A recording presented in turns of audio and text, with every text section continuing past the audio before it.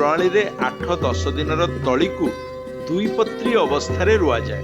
धान रोइबा बेले गछरु गछ व्यवधान 25 सेंटीमीटर और धाड़ी को धाड़ी व्यवधान 25 सेंटीमीटर रखा जाए।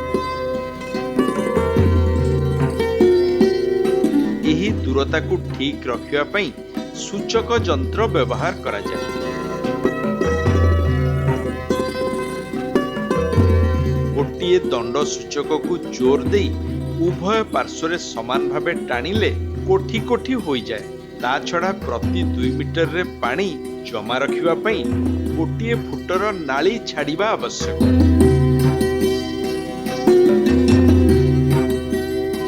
रोइबा पई तली घरारू जत्नर सहित तली अणा जाए। यही तली को उपड़ा जाए नहीं कि चेर धुआ जाए नहीं।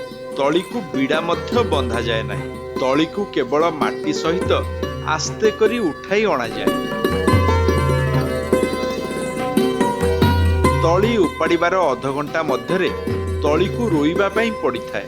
मुख्य पटाली रे गार गुड़िक परस्पर छेद करुथिबा प्रतिटी स्थान रे गोटिए करी तली रुआ जाए।